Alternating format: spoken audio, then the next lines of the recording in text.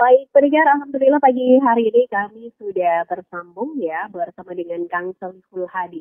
Kita bersama-sama akan membahas sebuah topik mengenai suhu atau mantra, bolehkah? Nah, langsung saja kita tanyakan kepada Kang Solihul Hadi di pagi hari ini. Assalamualaikum warahmatullahi wabarakatuh. Waalaikumsalam warahmatullahi wabarakatuh. Baik, Kang Solihul Hadi, ini kita akan membahas mengenai subuh atau mantra, bolehkah? Nah, ini mungkin bisa dijelaskan kepada pendengar ini. Bismillahirrahmanirrahim. Assalamualaikum warahmatullahi wabarakatuh. Alhamdulillah wa syukurillah ala kulli ni'amillah wa salatu wassalamu ala rasulillah Sayyidina Muhammad ibn Abdillah la hawla wa la quwata illa billah amma ba'd. Rabbi shrah li sadri wa yassir li amri wa hlul 'uqdatam min lisani yafqahu qawli amin ya rabbal alamin. Allahumma shalli ala sayyidina Muhammadil fatih lima uhlika wal khatim lima sabaqa nasiril haqq bil haqq wal hadi ila syiratikal mustaqim wa ala alihi haqqa qadrihi wa miqdarihil azim. Para pendengar radio RRI Pro 1 Semarang dimanapun Anda berada, dan juga kepada kerabat kerja RRI yang selalu setia menemani kita, wabil khusus untuk Mbak Hana yang selalu memberikan kita motivasi untuk bisa bangun pagi. Bagi para pendengar, mungkin setiap hari Minggu bangunnya agak siang, tapi karena ada acara lintas Semarang pagi, jadi semangat bangun pagi. Ada yang sedang olahraga, ada yang sedang jogging-jogging, dan lainnya bisa sambil mendengarkan radio dimanapun Anda berada, yang saya banggakan, yang saya cintai. Mari kita panjatkan puji syukur kehadirat Allah Subhanahu wa Ta'ala, karena dengan rahmat dan karunia-Nya kita bisa berkumpul, walaupun tidak bertatap muka, tetapi ada hubungan yang tidak melalui kasat mata, tetapi lewat media, yaitu lewat media radio dan lain-lain. Alhamdulillah kami. Salawat dan salam mari kita sampaikan kepada uswatun hasanah kita Nabi Muhammad sallallahu alaihi wasallam. Allahumma shalli ala sayyidina Muhammad. Semoga kelak kita bisa mendapatkan syafaatnya. Amin ya rabbal alamin. Para pendengar radio RRI Pro 1 Semarang dimanapun Anda berada, dan juga kepada seluruh kerabat kerja yang di studio, kita hari ini akan membahas suwu atau mantra. Bolehkah gitu ya? Suwu atau mantra ini identik dengan dunia perdukunan, dukun gitu. Nah, suwu itu dalam bahasa Arab atau mantra ini itu namanya ruqyah. Hukum mantra ilmu hikmah dari padepokan yang tidak dipahami maknanya mungkin ya. Terus kemudian guru besar padepokannya adalah orang yang rajin beribadah dan meyakini bahwa semua atas izin Allah, dan mantra itu cuma wasilah. Nah, ini sebenarnya diperbolehkan atau tidak? Suwu atau mantra dalam Islam itu dikenal dengan istilah ruqyah, yaitu bacaan-bacaan tertentu baik secara langsung atau dibaca pada sesuatu, bisa melalui media air atau benda lainnya yang diyakini bisa menjadi wasilah terkabulnya permohonan atau doa kepada Allah Subhanahu wa Ta'ala. Terus kemudian suwu itu dalam Islam bisa dari bacaan Al-Quran maupun hadis, bisa berupa zikir, kemudian ayat-ayat yang memang khusus ya untuk syifa gitu, dan juga doa-doa. Bahkan yang lebih terkenal pada umat Islam seperti saat ini adalah yang masih berlaku itu seperti hizib, kemudian asma dan lain-lain. Hizib itu semacam bacaan ya, kayak urutan ayat-ayat yang disusun rapi, yang disusun oleh para habaib. Kemudian untuk umat Islam ya seperti di Jawa, suwu itu menjadi salah satu alternatif pengobatan dan berbagai tujuan lainnya. Nah, kita ini bisa lihat ketika ada orang yang sakit, terus kemudian dimintakan air ya ke orang alim atau waliullah, dengan wasilah tersebut sebagai perantara memohon doa kepada Allah Subhanahu wa Ta'ala. Suwu memiliki landasan yang kuat dari sabda Nabi Muhammad SAW. Namun perlu digarisbawahi bahwa sabda Nabi tentang suwu tersebut juga sebagai makna pembatas. Mana suwu yang boleh, mana suwu yang tidak diperbolehkan. Begitu. Ya, jadi ada yang diperbolehkan, ada yang tidak diperbolehkan. Iya, betul. Mhm. Ada yang boleh, ada yang tidak diperbolehkan.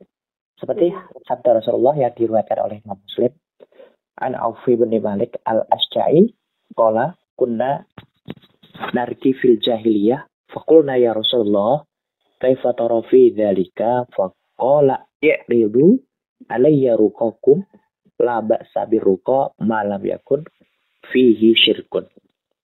Jadi hadis yang diriwayatkan oleh Imam Muslim. Ya, dari Auf bin Malik al-Asja'i, ia berkata, kami melakukan mantra pada masa jahiliyah. Lalu kami bertanya kepada Rasulullah, wahai Rasulullah, bagaimana engkau berpendapat mengenai hal itu?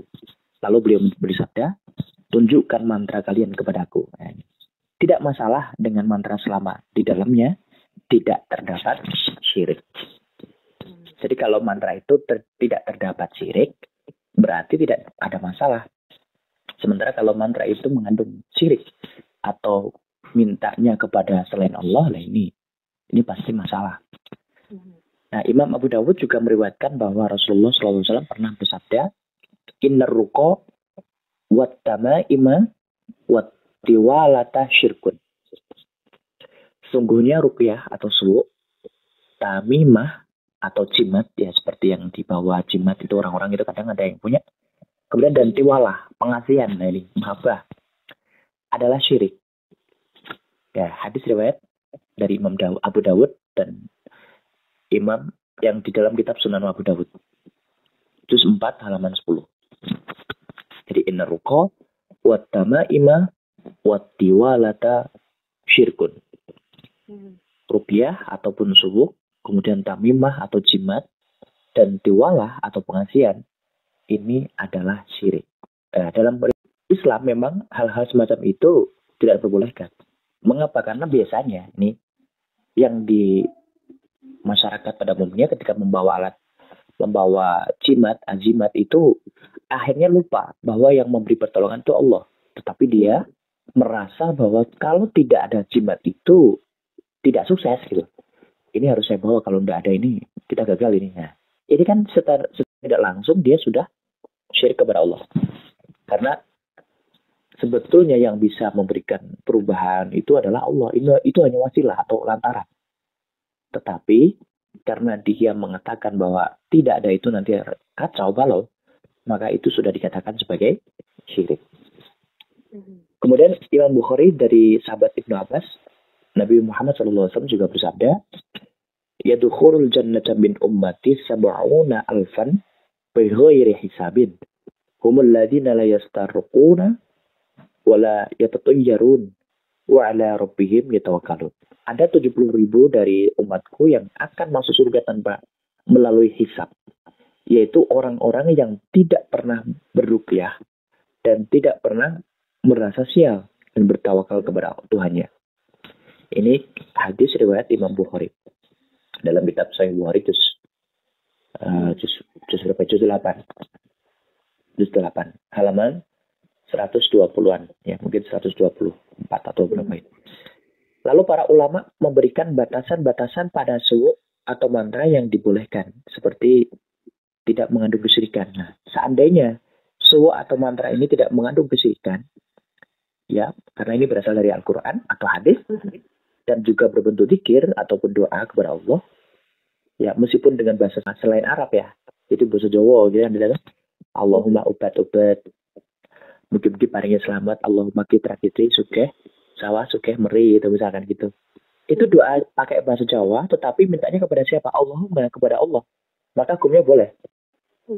Sering para ustadz asatid itu yang menyampaikan doa tersebut, Allahumma kitri, dilakukan oleh jamaah. Supaya apa ya? Supaya mereka itu bisa berdoa dengan bahasa mereka. Karena kalau doa bahasa Arab kadang-kadang tidak paham artinya. Makanya Allahumma kitri, suge sawah, suge meri. Nah itu boleh. Ada yang bilang Allahumma seluman selamat. Nah itu juga boleh. Meskipun tidak menggunakan bahasa Arab. Menurut Imam Al-Khattabi dalam kitab Aunul Ma'bud Syarah Sunan Abu Dawud, yang menghukumi ruqyah sunnah jika ruqyah itu ditetapkan atau sesuai dengan kriteria yang ditetapkan oleh agama.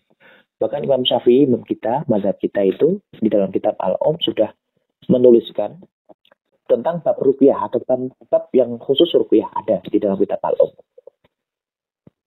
Jadi saya bertanya kepada Imam Syafi'i, ini ada kisah ya tentang ruqyah.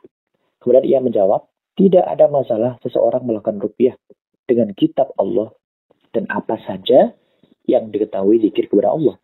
Lalu saya bertanya lagi, apakah boleh kafir ahli kitab meruqyah orang Islam?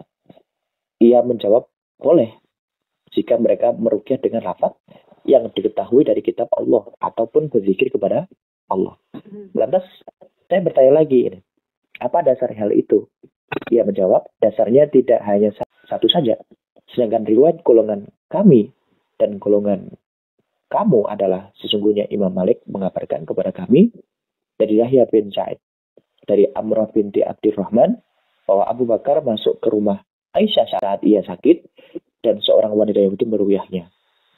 Kemudian Abu Bakar berkata, ruqyahlah ia dengan kitab Allah. Setelah itu saya berkata, Asy-Syafi'i, kami tidak suka ruqyahnya kafir, ahli kitab. Lalu Imam Syafi'i berkata, kenapa? Padahal kalian tahu hal ini dari Abu Bakar. Sementara tidak ada sahabat Nabi yang lain menentangnya. Allah telah menghalalkan makanan kafir ahli kitab dan istri-istri mereka. Saya menganggap bahwa ruqyah mereka dengan kitab Allah sama dengan hal ini. Akan lebih ringan. Jadi kalau yang meruqyah itu adalah orang kafir, itu diperbolehkan asalkan menggunakan kata-kata atau mantra yang berasal dari kitab Allah Subhanahu wa taala. Kalau misalkan ahli kitab berarti menggunakan kitab yang bersumber dari kitabnya atau menggunakan mantra-mantra yang bersumber dari kitabnya. Tetapi kalau kalau yang muslim ya pastinya yang bersumber dari Al-Qur'an. Tetapi kalau dengan bahasa yang lain, dengan doa, karena ruqyah kan bisa juga dengan doa dan bukan menggunakan bahasa Arab, diperbolehkan asalkan itu mintanya bukan dengan selain Allah. Ada salah satu imam juga, Imam Baihaqi, juga mengatakan gini, dari riwayat Abu Sa'id bin Abi Amr ya, yang mengabarkan tentang Abul Abbas As-Som ya. Ini juga dari Imam Abul Abbas Al-Asom dari Arabi ya, ini urutannya. Dan ia berkata gini, saya bertanya kepada Imam Syafi'i tentang ruqyah. Ia menjawab, tidak ada masalah seseorang melakukan ruqyah dengan kitab Allah. Dan apa saja yang diketahui zikir kepada Allah. Lalu saya bertanya, apakah boleh kafir ahli kitab meruqyah orang Islam? Ia menjawab, boleh. Jika meruqyah dengan lafaz yang diketahui dari kitab Allah atau berzikir kepada Allah, bukan selain Allah. Jadi ini penjelasan tentang yang disampaikan oleh Imam Syafi'i di dalam kitab Al-Umm tadi. Kalau redaksi Arabnya panjang nih. Intinya adalah boleh selain muslim atau non-muslim yang meruqyah kita asalkan dia mintanya kepada Allah. Tapi apa mungkin gitu ya? Apa mungkin orang non-muslim itu meruqyah umat Islam dengan menggunakan bahasa atau permohonan kepada Tuhan kita atau Allah? Kan kita ya orang mungkin gitu. Ini seperti yang disebutkan di dalam kitab Sunanul Kubra lil Baihaqi juz 14 halaman 365. Terbitan Darul Fikri. Kemudian ada Imam An-Nawawi juga, kitab Syarhun Nawawi As-Sahih Muslim ya. Beliau menguraikan tentang masalah ruqyah ini. Semua ruqyah adalah boleh jika dengan kitab Allah ataupun zikir kepada Allah. Dan dilarang jika dengan bahasa selain Arab. Ini malah lebih kencang lagi nih. Atau dengan sesuatu yang tidak diketahui maknanya. Karena bisa mengandung kekufuran. Ia berkata, para ulama berbeda pendapat pada ruqyah kafir ahli kitab. Abu Bakar memperbolehkannya. Sementara Imam Malik memakruhkannya. Abu Bakar boleh, tapi Imam Malik dan beliau memakruhkannya. Kini kenapa kok diberi hukuman makruh? Karena khawatir dari yang telah mereka ganti itu. Jadi bahasa-bahasa yang diganti, kemudian itu khawatir dengan bahasa mereka itu. Kenapa? Karena yang zahir adalah mereka yang tidak menggantinya dalam ruqyah. Itu boleh. Karena mereka memiliki tujuan tertentu pada ruqyah. Jadi jika ada bahasa yang tidak difahami oleh kita, tapi ternyata bahasanya itu bersekutu dengan selain Allah, maka ini kan berbahaya. Nah ini yang dikatakan makruh karena para yang diruqyah atau yang meruqyah sendiri pun nggak paham isi bahasanya apa. Perdukunan itu kan kadang-kadang tidak memahamkan ya. Tapi kalau misalnya bahasa itu kok difahami walaupun dengan bahasa Jawa, itu malah boleh. Tapi kalau tidak difahami, ini yang membuat makruh. Kenapa? Karena bisa dikhawatirkan dari maknanya yang tidak kita ketahui, tujuannya bukan untuk kebaikan. Kan begitu. Karena yang zahir atau yang jelas adalah mereka tidak menggantinya dalam ruqyah. Karena mereka memiliki tujuan tertentu pada ruqyah. Bahasanya itu loh. Jadi kalau yang zahir itu jelas harus dipahami kan gitu. Namanya juga zahir. Nah kemudian berbeda pada apa yang telah mereka ganti. Makna yang bisa berbeda pada selainnya itu ya, maka bisa menjadikan kekufuran. Dan inilah yang nanti akan menjadi ruqyah itu menjadi hukum makruh. Kemudian berdasarkan pada hadis Rasulullah yang tadi mengatakan bahwa perlihatkan kepadaku ruqyah kalian. Tidak ada masalah pada ruqyah selama tidak mengandung sesuatu atau kesyirikan. Sedangkan pada riwayat lain, wahai Rasulullah, sesungguhnya Anda telah melarang ruqyah. Para ulama menjawabnya, pada mulanya Nabi melarang ruqyah. Lalu menyalin hal itu dan mengizinkan ruqyah. Bahkan beliau melakukannya sendiri. Nah yang kedua adalah larangan berlaku pada ruqyah yang tidak diketahui. Bahasanya, maksudnya, tujuannya, dan sebagainya. Sebagaimana keterangan yang tadi barusan kita bahas. Kemudian larangan bagi kaum yang meyakini manfaat dan hasil ruqyah secara langsung, sebagaimana anggapan orang-orang jahiliyah pada banyak hal. Sedangkan pada hadis lain, tidak ada ruqyah melainkan pada sakit mata dan juga panas. Para ulama berkata begini, Nabi tidak ingin membatasi ruqyah yang boleh hanya pada keduanya, dan melarang pada selain keduanya. Namun yang beliau maksud adalah tidak ada ruqyah yang lebih berhak dan lebih utama dari ruqyah sakit mata ataupun panas karena beratnya dampak negatif pada keduanya. Lalu mayoritas ulama atau jumhur ulama itu mengatakan begini, boleh melakukan ruqyah berdasarkan yang sahih karena khawatir terjadinya hal-hal yang tidak disukai dan hewan berbisa. Jadi terjadinya hal-hal yang berasal dari hewan yang berbisa. Dalilnya itu ya hadis tadi itu. Kemudian diantaranya hadis yang didapatkan dari Aisyah pada kitab Sahihul Bukhari. Yang redaksinya begini, Nabi SAW ketika menempati tempat tidur, meludah pada telapak tangan dan membaca surat Al-Ikhlas, Al-Falaq dan juga An-Nas. Lalu mengusapkannya pada wajah dan anggota tubuh yang diraih tangannya. Kemudian Abu Thayyib juga di dalam kitabnya Aunul Ma'bud, syarahnya Sunan Abu Dawud, berkata bahwa tamimah atau jimat adalah sebutan untuk yang mereka kalungkan dengan meyakini bahwa hal itu ya semacam bisa mencegah terjadinya mara bahaya. Jadi bukan dari Allah, tapi dari azimat tersebut.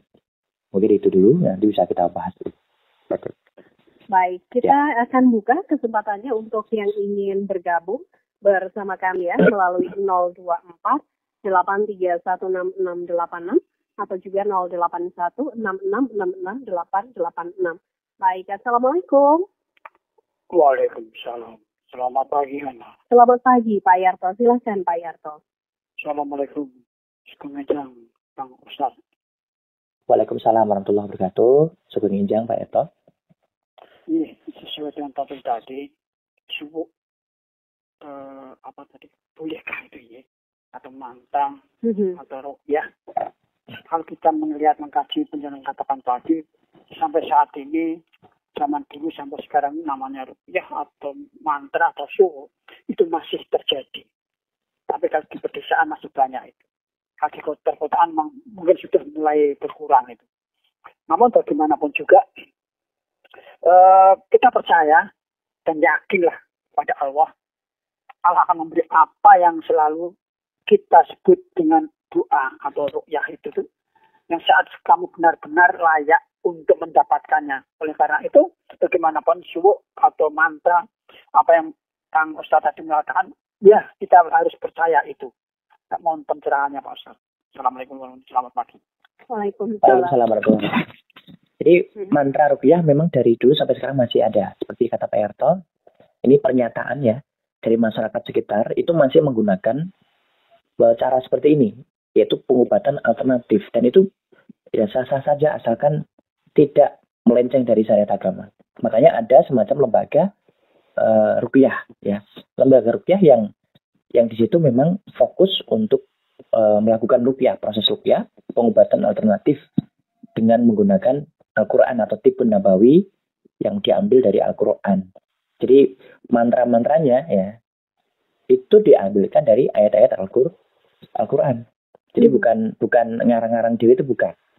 Tapi mungkin ada Jawa-Jawa dikit, ya tujuannya untuk memahamkan bahwa ini kepada pasien ya untuk ini. Kenapa dipakai bahasa Jawa? Supaya pasien itu paham, oh ternyata yang diobati adalah penyakit ini. Terus kemudian ada penanaman sugesti kebaikan. Gitu. Tetapi tetap semuanya itu diambilkan dari Al-Quran. Namanya Jamiyah Ruqyah Aswaja misalkan contohnya. Ini juga bagus. Dan mereka terkoordinir dengan baik. Dan kalau ada yang melenceng pasti akan ditegur oleh pimpinan ya gitu. Jadi ada organisasinya. Sehingga jangan sampai keluar dari koridor syariat Islam. Karena lembaga ini tujuannya untuk menggunakan atau meneruskan warisan pengobatan An-Nabawi, yaitu pengobatan ala Nabi yang sampai hari ini kemudian diteruskan untuk diteruskan tradisinya demi kebaikan umat kan itu. Jadi tidak menyalahkan pengobatan medis. Jadi pengobatan medis tetap jalan. Kemudian ada pengobatan yang alternatif. Itu namanya pengobatan secara ruqyah atau dengan menggunakan mantra-mantra yang diambilkan dari Al-Quran. Dan hukumnya boleh, zaman dulu ada, zaman sekarang ada. Kalau kita bicara ruqyah kan biasanya kita juga akan menyinggung tentang sihir ya. Sihir itu zaman dulu sudah ada. Zaman Nabi Musa. Zaman Nabi Musa itu yang lagi viralnya tentang sihir. Bahkan persaingan di hadapan penguasa itu mereka menggunakan sihir dengan siapa sih yang paling jago, siapa sih yang paling kuat. Ini di depan Firaun, saya akan menggunakan kekuatan saya ya, dengan sihirnya. Itu terus kemudian Nabi Musa juga mempunyai mukjizat ya yang berupa bisa menggunakan tongkatnya bisa berubah menjadi ular ataupun yang lain-lain. Nah, ini sudah ada. Oh ya. Baik. Assalamualaikum. Salam Pak Hana. Ya, silakan Pak Irwan. Ya, Assalamualaikum Bapak Ustadz. Waalaikumsalam warahmatullahi wabarakatuh. Enggak saya tentang masalah hari kita kan. Kita tidak boleh memakan hari ketuanya setelah hari kita. Kemudian tidak boleh juga menikah yang secara ketiga yang disebut hari kita Pak. Hari apa Pak? Ya kan tidak boleh menikah kepada orang yang wanita yang ahli kita. Oh, baik. Kemudian juga tidak boleh kita memakan daging khas kemudian dari orang yang ahli kita. Nah, yang secara lebih luas yang dikatakan ahli kitab itu yang seperti apa? Mohon penjelasan. Terima kasih. Assalamualaikum. Waalaikumsalam. Baik, ahli kitab ini yang seperti apa Ustaz? Ahli kitab itu kan sudah tidak ada sekarang. Jadi ahli kitab itu dalam bahasa kita yang sering kita pahami adalah Yahudi dan Nasrani, tapi itu sudah lewat. Jadi itu masa lalu. Jadi sudah ada zaman Rasulullah masih ada, tapi sekarang sudah tidak ada. Jadi sekarang bukan ahli kitab lagi, tapi mereka adalah non-muslim, orang yang bukan orang Islam. Kok beda pemaknaan dia? Kalau ahli kitab dulu itu masih menggunakan kitab-kitab yang diwariskan oleh para leluhurnya, yaitu kitab masih asli, kitab masih versi Islam ini ya. Kita bicara versi Islam itu kitab Tauratnya atau perjanjian baru lama, kemudian ada perjanjian barunya itu masih menggunakan perjanjian baru yang asli yang dibawa oleh para pendeta yang dulu.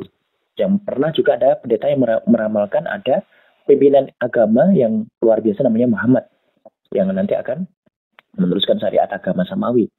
Dan itu pendeta yang ahli kitab, bukan pendeta yang seperti saat ini. Terus kalau yang saat ini kan namanya non-muslim, ya. Soalnya beda, kitabnya sudah beda, gitu. Begitu.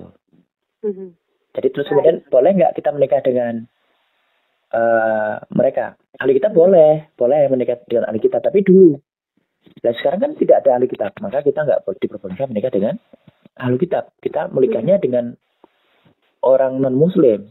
Dalam bahasa kita namanya wala tungkihul musyrikati hatta tu'min kan gitu. Jadi jangan menikahi wanita musyrik sehingga dia beriman, dia masuk agama Islam gitu dan seterusnya. Jadi kalau dikatakan ahli kitab dulu memang iya ada, tapi sekarang sudah tidak ada. Kita boleh menikah dengan ahli kitab kalau kita hidup pada zaman dulu, zaman Rasulullah. Tapi kalau kita sekarang hidup zaman ini, maka yang ada adalah non muslim. Termasuk tadi rupiah yang disampaikan oleh ahli kitab boleh-boleh saja. Gitu. Pro kontra, tetapi banyak yang mengatakan diperbolehkan. Mengapa? Karena ahli kitab itu masih sama, gitu. Yang dibacakan pun ya dari Tuhan kita, dari Allah Subhanahu Wa Taala. Karena ya kitabnya beda, tapi warisan dari para para nabi yang terdahulu, yaitu Nabi Musa dan juga Nabi Isa. Ya, gitu. Tapi sekarang sudah tidak ada seperti itu karena kitabnya sudah dirubah, sudah berubah gitu, sudah direvisi katanya. Begitu ya. Mungkin itu. Baik, kita akan bacakan kembali yang sudah bergabung bersama kami di pagi hari ini dari Pak Rosini di Kubuk. Pak Ustadz, kalau mantra sambil komat kamit menyebut kata-kata danyang dan lain sebagainya, apa diperbolehkan dan siapakah danyang itu, Pak Ustadz? Terima kasih. Ini bahaya ini. Jadi kalau terbiasa menggunakan danyang mbah, sinten mbah, ayo tolong dia dulu. Ya, berarti kan minta tolong sama selain Allah. Kalau kita nyalami tidak apa-apa. Tapi kalau mohon jangan. Misalnya nyalami gini loh. Assalamualaikum. Ini kita datang di tempat yang baru. Assalamualaikum warahmatullahi wabarakatuh. Ini nggak ada orang ini. Loh kok Pak, kok ngapain kamu salam terhadap lingkungan yang tidak ada manusia? Bukannya yang menjawab itu biasanya manusia gitu. Karena mereka itu ada gitu. Jadi mereka hoib itu ada, jin itu ada. Lah, siapa tahu mereka jawab. Gitu kan. Artinya kita mau bersilaturahim atau kita mau berkumpul bersama. Jadi tidak saling mengganggu. Kan begitu. Jadi tidak minta kepada Mbah Jin tolong ini enggak, tapi kita salam. Nah, setelah itu kita mintanya kepada Allah. Allahumma atau ya Allah dengan bahasa Jawa lah, bahasa apa itu tidak masalah. Komat kamit tidak apa-apa, karena kalau mantra nggak komat kamit kan diem gitu, berarti nggak baca. Biasanya kalau baca Quran pun ya diberinya sambil gerak-gerak kan, itu namanya komat kamit. Komat kamit itu ya gerak-gerik. Nah, kenapa kita menyebutnya danya dan sebagainya? Ya penguasa alam, tolong ini ya ini nggak boleh. Penguasa alam yang hakiki itu Allah Subhanahu Wa Taala, karena Rabbul Alamin, Allah itu yang menjaga seluruh alam semesta. Tuhannya semesta alam. Jadi tidak ada selain Allah. Jadi kalau misalkan dari kita menyebutnya kok sampai minta tolong, minta sesuatu kepada selain Allah, dan menyebut-nyebutnya di dalam mantra itu, ya ini yang dinamakan mantra yang syirik. Tapi dalam dukun kan sering itu. Dalam perdukunan, organisasi perdukunan itu, bukan yang Islam ya, yang dukun biasa itu boleh aja. Ya boleh, silakan, itu menurut mereka. Tapi kita bicara agama kita, tidak boleh menggunakan semacam itu, karena khawatir nanti akan ada syirik di dalam hati. Karena inna syirka la dzulmun adzim. Jadi syirik itu bahaya. Ini dolim yang sangat luar biasa, yang sangat berat. Gitu. Dosanya itu berat. Gitu. Maka tidak boleh kan. Jadi sekali lagi boleh menggunakan itu semua dengan bahasa yang selain Arab, asalkan mohonnya hanya kepada Allah. Kepada Allah. Ya. Baik, kemudian ini ada pertanyaan. Pak Ustadz, seringkali kan kita memohon dengan doa-doa Islam, tapi terkadang diselingi dengan memberikan sesajian. Nah, ini seperti apa? Tapi sebelum dijawab, kita akan angkat teleponnya terlebih dahulu. Okay. Assalamualaikum. Waalaikumsalam warahmatullahi wabarakatuh. Baik, silakan pertanyaannya. Dari Bu siapa? Dari Min di Mangkang. Ya, silakan Bu Min di Mangkang. Assalamualaikum Ustaz. Assalamualaikum warahmatullahi wabarakatuh. Kalau melihat acara ruqyah atau pernah mengikuti acara ruqyah, itu kita itu sudah tahu penyakit kita itu secara fisik. Tapi saat di ruqyah itu kok ada muncul jin, apa pengakuan sebagai jin itu gimana? Padahal yang dibaca dalam ruqyah itu ya ayat-ayat suci Al-Quran. Terus saya juga pernah ikut alternatif, itu peralihan penyakit dengan hewan. Karena saya nggak mantap, Jadi ya mungkin Allah belum ijabah, jadi nggak sembuh. Itu bagaimana, mohon penjelasannya dan nasihatnya. Matur suwun. Assalamualaikum. Waalaikumsalam. Waalaikumsalam warahmatullahi wabarakatuh. Ini Bu Mimin dari Mangkang bertanya tentang pengobatan alternatif dan juga ruqyah. Yang pertama ruqyah. Ruqyah itu kan yang dibaca Quran, mengapa keluarnya jin gitu ya. Kemudian yang kedua tadi pengobatan alternatif yang ditransfer ke hewan gitu ya. Ya. Kalau misalnya Bu Mimin sudah pernah ikut ruqyah. Ruqyah itu di tempat ruqyah, misalkan ada ruqyah masal atau ruqyah pribadi, itu memang fokusnya adalah pengobatan dengan Al-Quran yang tujuannya bukan menghilangkan santet atau apa, tetapi tujuannya untuk menyembuhkan penyakit secara non medis, yaitu dengan bacaan-bacaan Al-Quran. Dan itu boleh saja dilakukan. Kenapa? Karena yang dibaca adalah Al-Quran dan mintanya kepada Allah. Nah, kalau misalkan keluarnya jin, kenapa keluarnya jin? Karena ya yang mengganggu mungkin jin itu, gitu kan? Karena jin itu kan makhluk yang memang jelas nyata ada, walaupun tidak nampak oleh mata. Dan jin itu biasanya suka mengganggu kehidupan manusia. Kadang gitu. Kadang dikirim orang, kadang dan sebagainya. Itu bisa terjadi. Dan bisa nggak? Ya bisa. Memang perdukunan, bahkan Rasulullah pernah dulu disantet ya.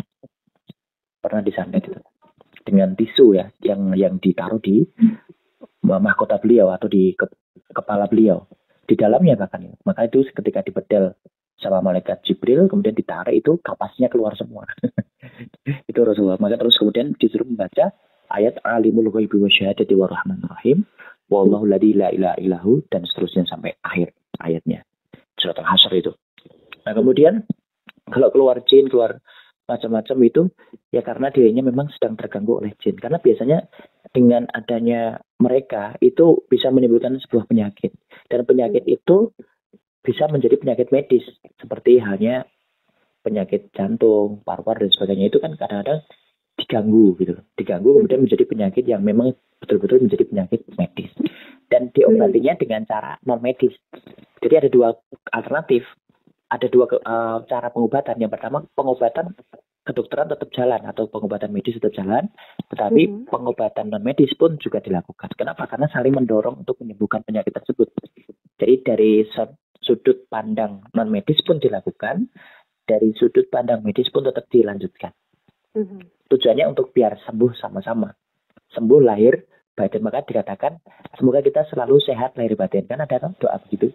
Karena apa? Karena doa kesehatan lahir itu ya fisik kita secara jelas ini nyata. Kemudian doa semoga sehat batin itu karena penyakit yang tidak nampak oleh mata. Mungkin penyakit hati itu kan yang membuat semuanya bisa menjadi masalah. Dan itu boleh, ruqyah boleh. Selagi yang dipakai adalah Al-Quran. Nah, kalau mau ikut ruqyah itu ada ruqyah yang sudah banyak, yang sudah terorganisasi dengan baik. Ya salah satunya yang sudah saya sebutkan tadi, Jamiah Ruqyah Aswaja. Kemudian ada ruqyah yang lain yang di YouTube ada itu ruqyah yang betul-betul Islami. Kalau pengobatan lagi yang bergabung bersama kami. Oh gitu. Ya. Halo, assalamualaikum. Waalaikumsalam, Mbak Ana. Baik, dari Pak siapa Pak? Pak Saiful. Baik, silakan Pak Saiful pertanyaannya. Di Semarang Utara. Ya, silakan Pak. Mau tanya pada Pak Ustadz. Assalamualaikum Pak Ustadz. Waalaikumsalam warahmatullahi wabarakatuh.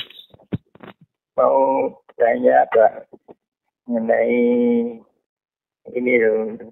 Saya itu ditinggal seorang istri yang baru-baru belum ada 1 tahun.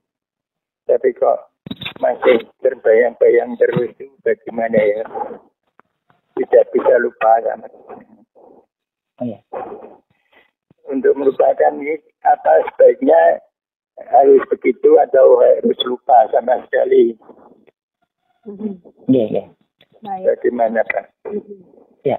Ya baik, terima kasih Pak Saiful. Ya, Pak Saiful dari Semarang Utara. Oke. Terus apa lagi? Cuma itu atau? Ya. Ya, tadi yang dengan sesajian tadi belum di. Oh ya. Yang pertanyaan tadi termasuk sesajian, bukan sesajian sebetulnya, tapi ya bahasanya itu sesajen gitu ya, tetapi itu kan buat kita sendiri kan, kita makan gitu.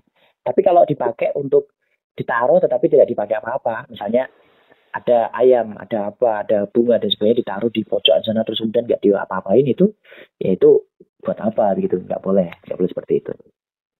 Ini kan mubazir namanya, jadi boleh kita makan. Nah kalau untuk kita bersama habis rukyah kemudian kita makan bersama, atau habis pengobatan kemudian kita makan tidak ada sajennya, itu tidak apa-apa. Tapi kalau ada ya itu dipakai untuk apa.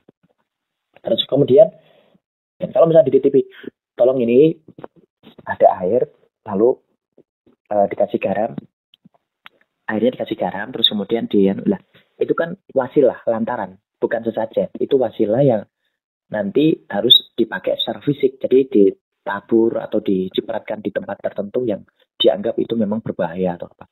Dan itu memang ada, boleh. Bukan minta kepada jin, itu bukan. Itu yang dibaca ayat Quran juga, namanya air asma. Yang kemudian air itu bisa dicipratkan di mana dan di mana, itu boleh. Tapi kalau sesajen, kalau itu tradisi budaya, ya silahkan. Tapi itu dalam Islam tidak ada gitu ya. Tidak ada di dalam Islam. Dan untuk transfer penyakit itu memang ada, boleh. Bisa mentransfer penyakit. Dia tujuannya untuk biar penyakit itu ada tempat singgah yang lain gitu. Jadi tidak melukai kita, tidak menyakiti kita. Misalkan jantung, kemudian diarahkan ke hewan. Itu tujuannya ya supaya tidak mencelakai orang. Kalau hewan kan tidak masalah ya, hewan.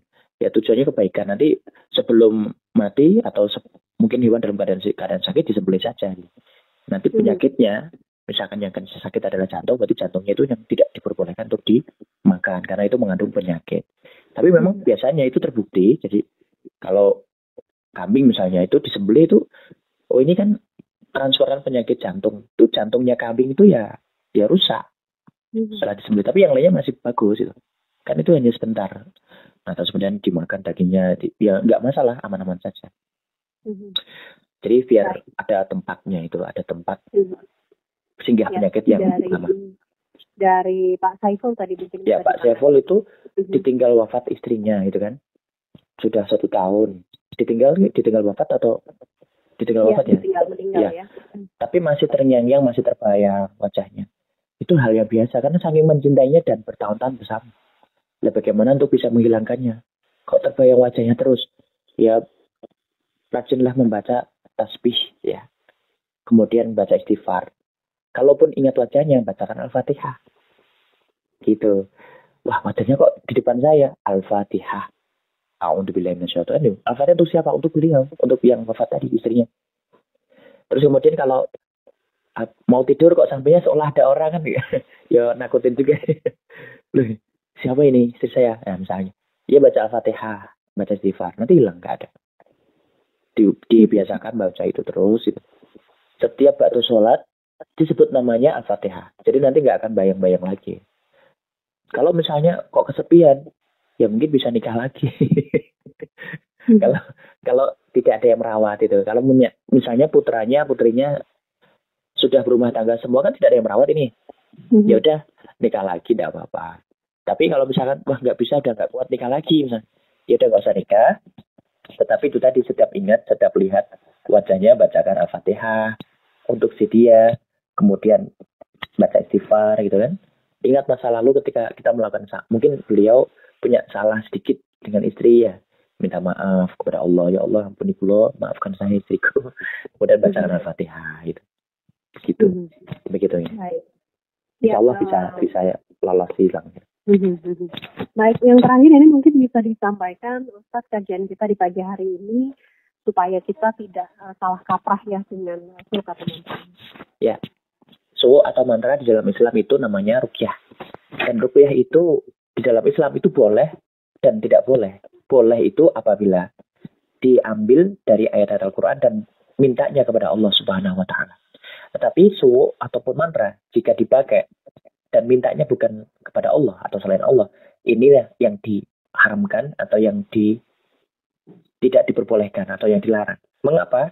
Karena Rasulullah selalu mengingatkan, selain mengandung kesyirikan, ya, ruqyah selain mengandung syirik, itu boleh. Tetapi jika ada syirik di situ, maka ruqyah tidak diperbolehkan. Apapun, menggunakan bahasa apapun, selama bahasa itu dipahami walaupun tidak menggunakan bahasa Arab, menggunakan bahasa Jawa, mantranya itu, tapi mintanya kepada Allah, ya Allah, suman selamat, itu boleh saja. Kemudian di dalam ruqyah tidak ada sesajen, tidak ada sesajian, tidak ada.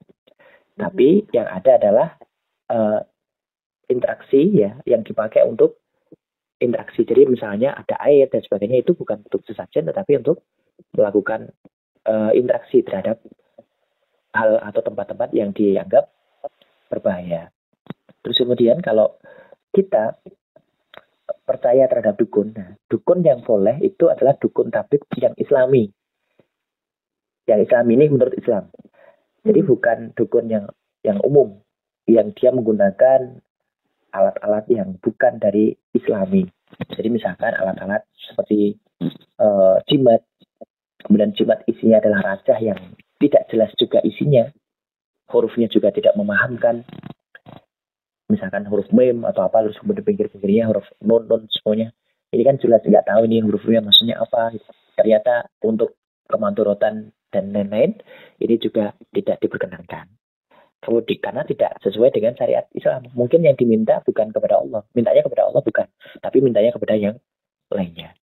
Terus kemudian kalau ada lagi yang menggunakan azimat-azimat semacam itu, tetapi tujuannya bukan selain Allah, maka hukumnya tidak diperkenankan. Tapi sulit kalau sudah di lapangan, ya, sudah di lapangan, terus azimat dipakai, terus nanti dia akan terhindar dari syirik, sulit. Mengapa? Karena biasanya itu kayak HP tertinggal di rumah kan susah itu. Aduh, HP ku tertinggal di rumah, bingungnya luar biasa. Tapi kalau jimatnya ketinggalan di rumah pun juga sama mungkin. Duh, jimatku ngendi mau lali kata gue. Ini juga sudah mengandung syirik. Mengapa? Karena selain Allah itu mintanya. Karena dia menganggap dalam hatinya atau dalam pikirannya bahwa kalau dia lupa nggak bawa itu jimat, maka dia akan terkena sesuatu di jalan. Ini berbahaya. Berbahaya dari ucapan dia sendiri, berbahaya dari perasaan dia sendiri. Makanya tetap konsultasikan hal semacam ini kepada yang paham gitu. Orang pintar yang paham, supaya tidak sampai terjadi keluar jalur dari keimanan. Supaya tidak musyrik, tidak syirik selain Allah. Begitu. Jadi tetap waspada, boleh saja menggunakannya, boleh saja kita melakukannya, boleh saja kita memanggil tim ruqyah, tetapi dengan catatan ruqyah yang asli Islami, yang hanya kepada Allah mintanya, bukan kepada yang lainnya. Begitu yang bisa saya sampaikan. Kurang lebihnya mohon maaf. Wallahu muwaffiq ila aqwamit thoriq. Wassalamualaikum warahmatullahi wabarakatuh. Waalaikumsalam warahmatullahi wabarakatuh. Baik, pendengar, demikian kajian kita pagi hari ini bersama dengan Kang Sholihul Hadi mengenai suluk atau mantra bolehkah. Tadi sudah dijelaskan dan insya Allah ini bisa bermanfaat untuk kita semua. Terima kasih untuk yang sudah bergabung bersama kami, baik melalui WhatsApp, telepon, maupun SMS. Dan kita akan bertemu kembali dalam kajian Islami Religi Pagi esok hari. Terima kasih. Assalamualaikum warahmatullahi wabarakatuh.